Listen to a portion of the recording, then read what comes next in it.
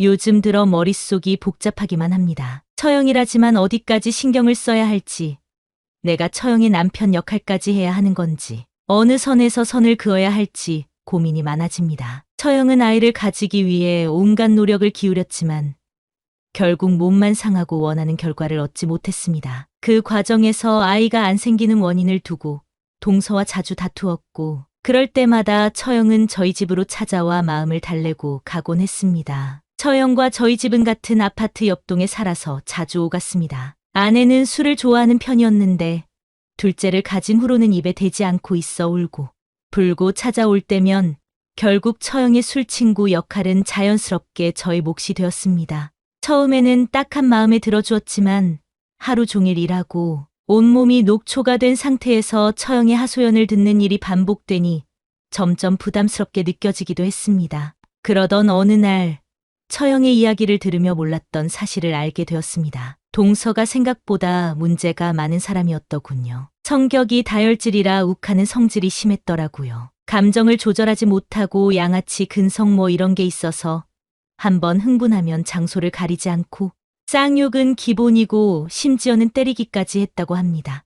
처형이 5년 가까이 그런 사람과 함께 살며 얼마나 힘들었을까 싶어 안타까운 마음이 들었습니다. 그래서 그때부터는 처형이 저희 집에 올 때 귀찮아하지 않고 최대한 잘 대해주려고 했어요. 그리고 이혼을 하면 아내랑 저가 도움을 주겠다고 조언까지 했습니다. 요즘 세상에 이혼이 그렇게 대수로운 일도 아니고 처형도 아직 젊은 나이였으니 더 늦기 전에 새로운 인생을 시작하는 게 어떻겠냐고 했지요. 하지만 처형은 단호하게 고개를 저으며 아무리 힘들어도 이혼만은 쉽지 않다고 했습니다. 세상이 변했다고 해도 사람들의 시선은 그대로라며 현실적인 고민이 크다고 했어요. 뭐 그렇다는데 어쩌겠어요. 그냥 조언일 뿐이라며 더 이상 강요하지 않았습니다. 그런데 막상 이혼을 고려해보니 처형도 스스로 부담을 느꼈던 걸까요? 그 후로 한동안 싸움이 줄어들었고 저희 집에 찾아오는 일도 점점 뜸해졌습니다. 둘이 잘 지내는 거라면 다행이라고 생각하며 저도 한숨 돌렸어요. 그러던 어느 날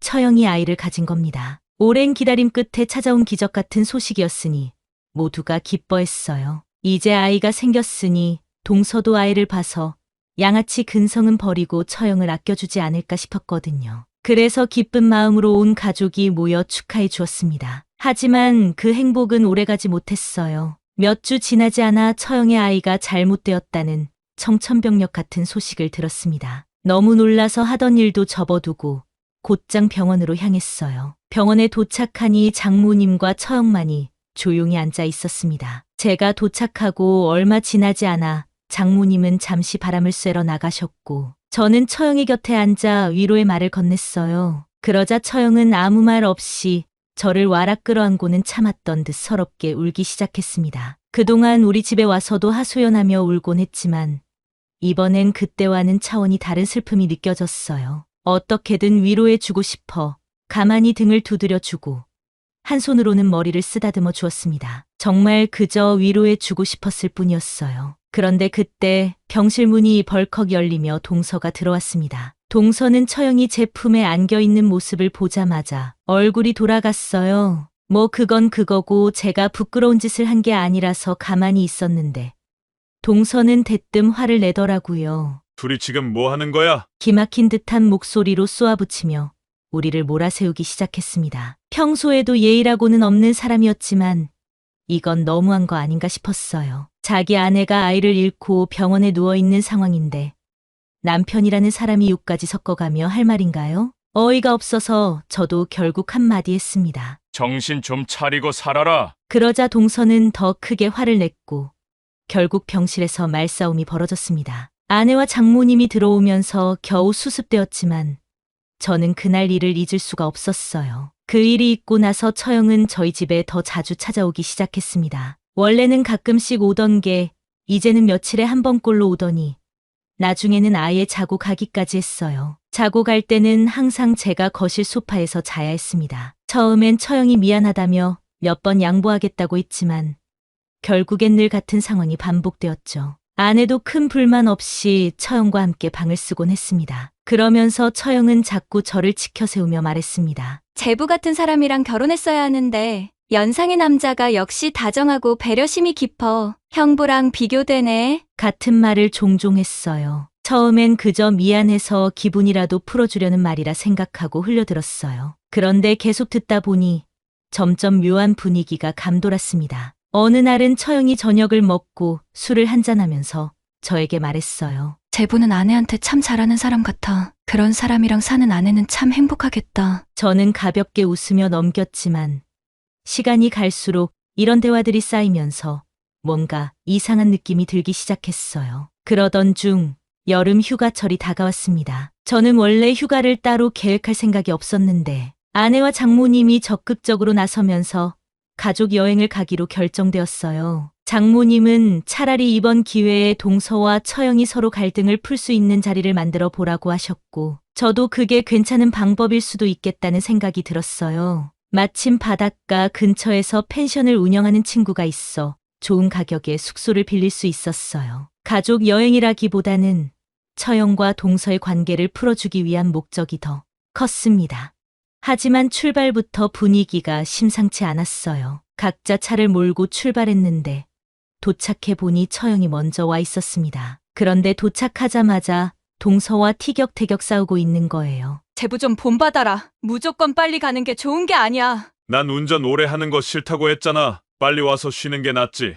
뭐가 문제야? 처형은 자꾸 저와 동서를 비교하면서 불만을 토로했고, 동서는 입을 꾹 다문 채 언짢은 기색을 감추지 않았어요. 저는 이러다간 분위기가 더 나빠질 것 같아 바로 바비큐 파티를 준비하며 분위기를 바꿔보려 했습니다. 그런데 바비큐를 준비하는 동안에 동서는 도울 생각은 하지 않았고 처형은 저에게만 다가와서는 좀처럼 떨어지지 않았어요. 술을 따라주고 말을 걸고 심지어 애교까지 부렸습니다. 솔직히 조금 부담스러웠어요. 괜히 동서 눈치도 보이고 했는데 처형이 일부러 동서 보라고 하는 것 같아 그냥 모른 척했습니다. 바비큐가 끝나고 본격적인 술자리가 시작되었을 때 동서는 거리를 두고 멀리 떨어져 앉았습니다. 처형은 계속 제 옆에 앉아 웃으며 말을 걸었고 동서는 그 모습이 마음에 들지 않는 듯 보였어요. 결국 제가 동서의 기분을 풀어주려 맥주를 한 캔 들고 가서 말을 걸었습니다. 동서, 여기까지 왔는데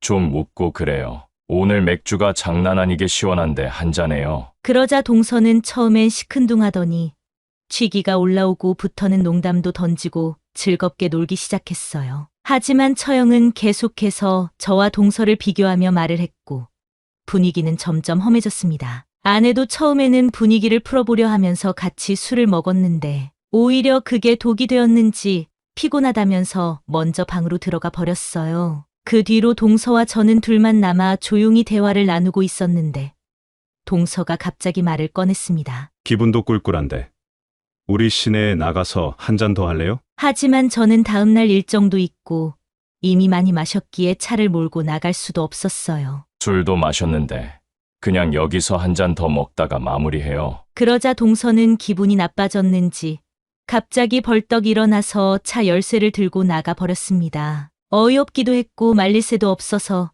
그냥 가는 걸 보고만 말았어요. 그렇게 동서는 혼자 떠났고 저는 마저 남은 술을 먹고는 자리를 정리하고 있었습니다. 그런데 잠든 줄 알았던 처형이 슬며시 밖으로 나왔어요. 그이는 어디 갔어? 응, 그게 시내에 아는 사람 있다면서 갔다 온다네. 처형은 한숨을 쉬며 자포자기한 표정을 지었습니다. 그리고는 남아있던 맥주를 집어 들고 원샷을 하듯이 들이켰어요. 저는 조금 놀라서 말렸지만 처형은 괜찮다며 웃으며 술을 마셨습니다. 그러더니 갑자기 제 옆으로 바짝 다가와 머리를 제 어깨에 기대며 말했어요. 오늘따라 제부가 참 다정해 보이네. 그 순간 기분이 이상했어요. 처형이 눈빛과 행동이 뭔가를 바란다는 듯 했거든요. 저는 황급히 자세를 바로잡으며 처형에게 말했어요. 누가 보면 처형이 내 마누라인 줄 알겠네요. 하지만 처형은 아무렇지도 않다는 듯 웃으며 말했습니다. 뭐 어때 남들이 그렇게 생각한다면 그런 게 맞겠지. 그런데 그 이후 말들이 가관이었어요. 난 이혼을 할 거다. 그런데 자긴 남자 없이는 못 산다. 헤어지면 자신을 돌봐줄 수 있느냐며 몸을 베베 꼬면서 말하는 거예요. 손도 오지 말아야 할 곳으로 계속 오고 이건 아닌 것 같아 아내가 기다린다고 말하고는 방으로 들어갔어요. 휴가에서 돌아온 후에도 처형은 여전히 저희 집에 자주 찾아왔어요. 더 나아가 이제는 아예 주중에도 들르고 주말이면 당연하다는 듯 머물다 가곤 했습니다. 동서는 처형과 갈등이 더욱 심해졌는지 집에 잘 들어오지 않았어요. 그랬기에 저는 되도록 처형과 단둘이 있는 상황을 만들지 않으려 노력했는데도 그런 순간이 오곤 했습니다. 그날은 퇴근 후 집에 도착했을 때였습니다. 현관문을 열고 들어서자마자 아내가 아닌 처형이 저를 맞이하더라고요. 제부, 왔어? 아내는 장 봐야 한다고 잠깐 나갔어. 애들은 엄마 집에 가 있고. 처형은 아무렇지도 않은 듯 저를 바라보며 소주 잔을 가볍게 흔들었습니다. 한 잔 어때? 저는 순간 당황했습니다. 괜찮아요. 저 씻고 나와야 해서. 자연스럽게 거절하려 했지만 처형은 실망한 듯 표정을 지으며 한숨을 내쉬었습니다. 제부는 내가 씻어? 그냥 가볍게 한 잔 하자는 건데. 순간 머릿속이 복잡해졌습니다. 아내가 있으면 모를까. 같이 한잔하기 민망하더라고요. 지난번 휴가에서 있었던 일도 떠올라서 영 내키지 않았어요. 그때 마침 현관문이 열리며 아내가 들어왔습니다. 오빠 왔어? 아내는 별다른 반응 없이 저에게 인사를 하였고 처형은 씩 웃으며 말했습니다. 응, 제부랑 한잔 하려 했는데 거절당했어. 에이, 그럴 리가. 내가 없어서 미안해서 그렇겠지. 지금 안주 바로 만들어 줄 테니까 다 같이 한 잔 먹자. 애들도 엄마가 봐주는데. 아내는 그렇게 말하더니 장 봐온 걸로 안주를 만들어 다 같이 술을 먹기 시작했는데 아내가 저에게 묘한 말을 하는 거예요. 오빠, 요즘 언니가 너무 외로워 보여. 자기가 신경 써주면 안 돼? 오빠가 옆에서 잘 들어주면 언니도 덜 힘들어 할 것 같은데. 그리고 아내가 그 말을 하면서 처형이랑 눈빛을 주고받는데 둘이 뭔가 입을 맞춘 듯 보였어요. 그래서 알겠다 대답하고 그날을 지나보냈고 아내는 틈만 나면 그런 말을 계속했는데 아내가 일부러 처형과 저를 가까이 두려는 듯한 느낌이 들었어요. 그러던 어느 날 퇴근 시간이 다 되어갈 무렵 처형에게서 전화가 걸려왔습니다. 제부, 뭐해? 이제 퇴근하려고요. 왜요? 아무것도 아니야. 그냥 오늘 나랑 술 한 잔 같이 먹으면 안 돼? 뭔가 느낌이 이상해서 물었어요. 아내도 알고 있어요? 당연히 알지. 걔가 하라고 해서 전화한 건데. 오늘 둘이 같이 술 한 잔 먹으라고. 결국 같이 술을 먹게 되었는데 지난번 펜션에서 하던 행동들을 그대로 하더군요. 그래서 빨리 자리를 파하고 밖으로 나왔는데 처형이 내 팔을 잡아 끌었어요. 오늘은 집에 가지 말고 나랑 있어. 처형의 손끝에는 뭔가 집요한 느낌이 스며들어 있었어요. 처형, 제발 이러지 마요. 왜? 제부는 내가 불쌍하지도 않아? 처형은 일부러 한 발짝 더 가까이 다가왔어요. 이제 나한테 남은 건 제부밖에 없어. 그 애한테 버림받고 아이도 잃고 난 누구한테 기대야 해? 처형의 얼굴이 가까워지기에 놀라서 뒷걸음질 쳤는데 갑자기 저를 안는 거예요. 그것도 길 한복판에서. 전 놀라서 처형을 밀치고는 그대로 택시를 타고 집으로 왔어요. 현관문을 열면서 아내에게 모든 사실을 털어놓고 같이 해결할 방법을 찾아야겠다 생각했어요. 그런데 집에 들어온 아내가 제가 말을 꺼내기도 전에 입을 여는 거예요. 언니가 오빠 좋아하는 거 몰랐어? 여보, 알고 있었어. 그런 걸 알고 있으면서 오늘 왜 같이 있으라고 한 거야? 그냥 다 같이 행복하게 살면 되잖아. 그게 무슨 말이야? 저는 아내의 말에 경악했어요. 너 지금 무슨 소리를 하는 거야? 내가 내 언니랑? 오빠는 싫어. 그 말에 저는 뺨이라도 맞은 사람처럼 얼어붙었어요. 솔직히 말해봐. 언니랑 있는 거 싫었어? 아내의 표정은 흔들림이 없었습니다. 나야 뭐 둘째도 낳고 나니까 몸도 예전 같지 않고 오빠도 나랑 밤에 소홀한 것 같고 그냥 언니랑 오빠랑 좋게 보내면 다 같이 좋지 않아? 미쳤어. 그게 말이 돼? 저는 그대로 땅바닥에 주저앉고 말았습니다. 이제는 저도 이 상황이 어디로 흘러가고 있는지 조차 알 수가 없습니다. 그냥 아내가 말하는 대로 모든 걸 받아들이고 처형이 원하는 대로 흘러가게 두는 것이 맞는 걸까요? 아니면 더 늦기 전에 아내와 처형에게서 도망을 쳐야 할까요? 정말 이 상황에서 벗어나서 예전에 그대로 돌아가는 방법은 없는 걸까요? 혹시라도 좋은 조언이 있다면 정말 간절히 듣고 싶습니다.